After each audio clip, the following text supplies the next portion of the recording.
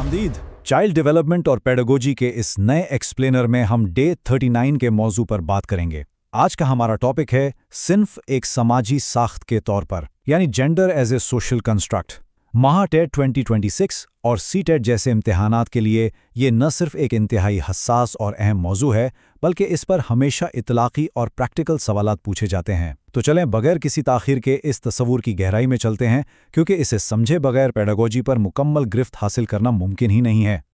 आज के इस एक्सप्लेनर का एजेंडा बहुत सीधा सा रखा गया है। सबसे पहले हम जिन्स और सिन्फ यानी सेक्स और जेंडर के दरमियान बुनियादी फ़र्क को तफसील से समझेंगे। इसके बाद मुआशरती तासुबात और दकियानुसी तसव्वुरात पर बात होगी। फिर हम तदरीसी हिकमत अमलियों को देखेंगे कि एक उस्ताद का क्या किरदार होना चाहिए, और आखिर में बेहतरीन नोट्स बनाने के लिए हम एक चीट शीट देखेंगे, जिसके फ़ौरन बाद हम 10 सवालात की एक सख्त एक्टिव रिकॉल प्रैक्टिस करेंगे ताकि इम्तिहान की पुख्ता तैयारी हो सके।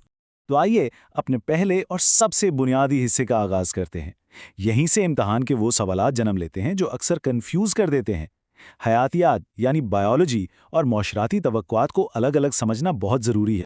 इस फर्क को जरा ध्यान से समझते हैं और इसे अपने नोट्स का हिस्सा जरूर बनाएं। बाईं तरफ देखें, जिन्स यानी सेक्स दरअसल एक खालिस हयातियाती साख्त है, एक बायोलॉजिकल कंस्ट्रक्ट। जब कोई बच्चा पैदा होता है तो ज़ाहिरी और कुदरती फ़र्क के लिहाज से वो लड़का होता है या लड़की, ये वो सच्चाई है जिसे कुदरत ने बनाया है। लेकिन दूसरी तरफ जब हम सिन्फ या जेंडर की बात करते हैं तो दरअसल हम एक समाजी साख्त यानी सोशल कंस्ट्रक्ट की बात कर रहे होते हैं।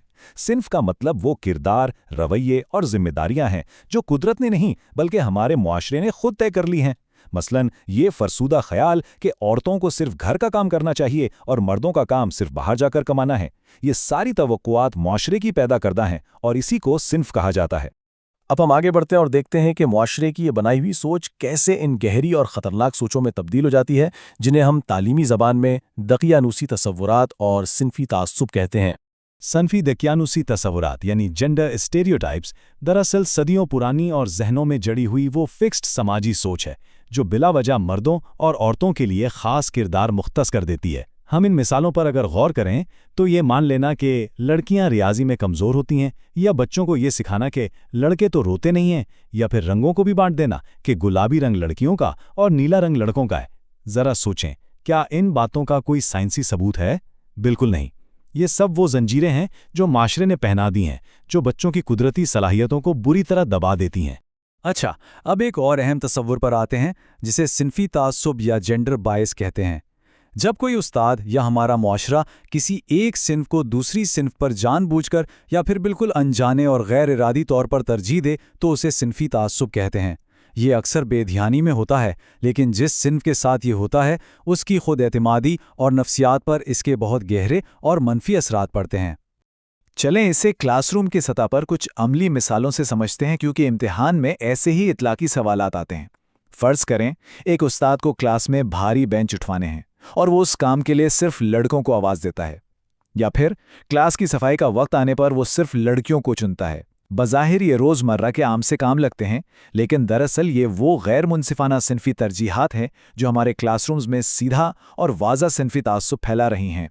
तो सवाल ये पैदा होता है कि इस पूरी सूरत हाल में हल क्या है, और यहाँ से हम अपने तीसरे हिस्से की तरफ आते हैं जो कि तदरीसी हिकमत अमली और उस्ताद के किरदार पर मबनी है।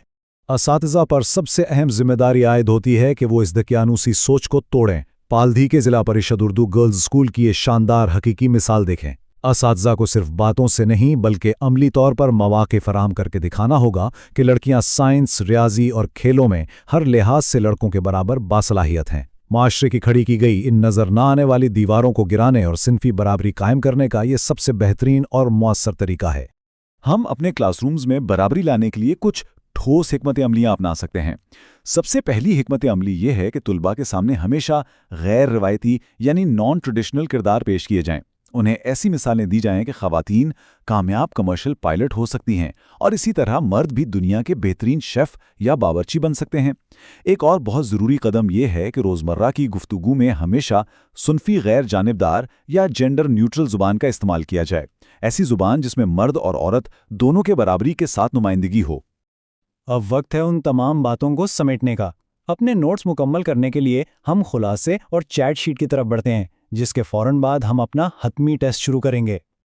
अगर हम इस पूरे एक्सप्लेनर के पैगाम का खुलासा करें तो वो बस इतना सा है, حیاتیات یا قدرت نے صرف مرد اور عورت کی جسمانی تخلیق کی ہے، لیکن ان کے مخصوص کام، لباس اور رویے طے کر کے یہ جو صنف کی بنیاد رکھی گئی ہے، یہ خالصتاً ہمارے معاشرے نے رکھی ہے۔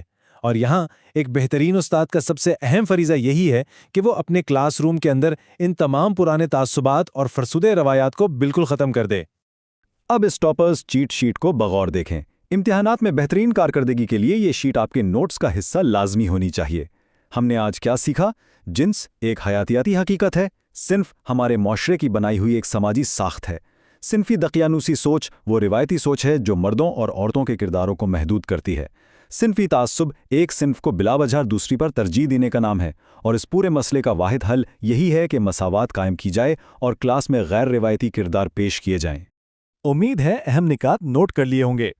چلیں اب باری ہے ہماری ایکٹیو ریکال کی۔ ان 10 سوالات کے ذریعے ہم خود کو آزمائیں گے تاکہ سیکھے ہوئے علم کی پختگی کا اندازہ لگایا جا سکے۔ تو جوابات کے لیے تیار ہو جائیں۔ آئیے پہلے 5 سوالات دیکھتے ہیں۔ میں سوال پڑھوں گا اور آپ ذہن میں اس کا جواب سوچیے گا۔ پہلا سوال، صنف یا جینڈر بنیادی طور پر کس قسم کی ساخت ہے؟ صحیح جواب ہے یہ ایک سماجی ساخت ہے، یعنی سوشل کنسٹرکٹ۔ دوسرا سوال، جنس یا سیکس کس قسم کی ساخت سمجھی جاتی ہے؟ بالکل، یہ ایک حیاتیاتی ساخت ہے۔ تیسرا سوال، لڑکیاں ریاضی میں فطری طور پر کمزور ہوتے ہیں، یہ جملہ کس چیز کو ظاہر کرتا ہے؟ یہ صنفی دقیانوسی تصورات ہیں۔ چوتھا سوال، کلاس میں لڑکوں کو جواب دینے کے زیادہ مواقع دینا اور لڑکیوں کو نظر انداز کرنا کیا کہلاتا ہے؟ استاد کا یہ رویہ صنفی تعصب یا جینڈر بائس کہلاتا ہے۔ پانچواں سوال، معاشرے کے طے شدہ کرداروں کو آنکھ بند کر کے اپنانا کیا کہلاتا ہے؟ اسے صنفی روایات یا صنفی دقیانوسی سوچ کا نام دیا جاتا ہے۔ چلیں اب ہم آخری 5 سوالات کی طرف بڑھتے ہیں۔ چھٹا سوال، کلاس روم میں صنفی تعصب کو جڑ سے ختم کرنے کا بہترین طریقہ کیا ہے؟ اس کا جواب ہے دونوں اصناف کو غیر روایتی کرداروں میں پیش کرنا۔ ساتواں سوال، لڑکے روتے نہیں، یہ معاشرے کی کون سی سوچ ہے؟ ظاہر ہے یہ صنفی دقیانوسی سوچ ہے۔ آٹھواں سوال، ایک اہم تدریسی صورتحال ہے، اگر نصابی کتاب میں عورت کو کچن میں اور مرد کو دفتر میں دکھایا گیا ہے تو بطور استاد کیا کریں گے؟ بہترین حکمت عملی یہ ہے کہ طالب علموں کے ساتھ اس تصویر پر تنقیدی بحث کی جائے۔ نواں سوال، مرد اور عورت کا یکساں ذکر کرنے والی زبان کیا کہلاتی ہے؟ اسے صنفی غیر جانبدار زبان یا جینڈر نیوٹرل لینگویج کہتے ہیں۔ اور آخری 10واں سوال، ٹیٹ امتحان کے مطابق صنف قدرت طے کرتی ہے یا معاشرہ؟ یاد رکھیں یہ معاشرے کی دین ہے کیونکہ قدرت صرف اور صرف جنس طے کرتی ہے۔ جاتے جاتے ہم آپ کے لیے ایک سوال چھوڑ کے جا رہے ہیں جس پر گہرائی سے غور کرنا بہت ضروری ہے۔ اگر واقعی صنف مکمل طور پر معاشرے کی بنائی ہوئی ایک ساخت ہے تو آنے والی نسل کے ذہنوں سے ان غیر مرئی دیواروں کو گرانے کے لیے ہم کل کے کلاس روم میں کون سے مخصوص اور عملی اقدامات اٹھائیں گے؟ یاد رکھیے یہ صرف کتابوں تک محدود نظریہ نہیں بلکہ ہماری عملی اور پیشہ ورانہ ذمہ داری ہے۔ اس سوال پر ضرور سوچیے گا۔ تب تک کے لیے سیکھنے اور تجسس کے سفر کو یوں ہی جاری رکھیے۔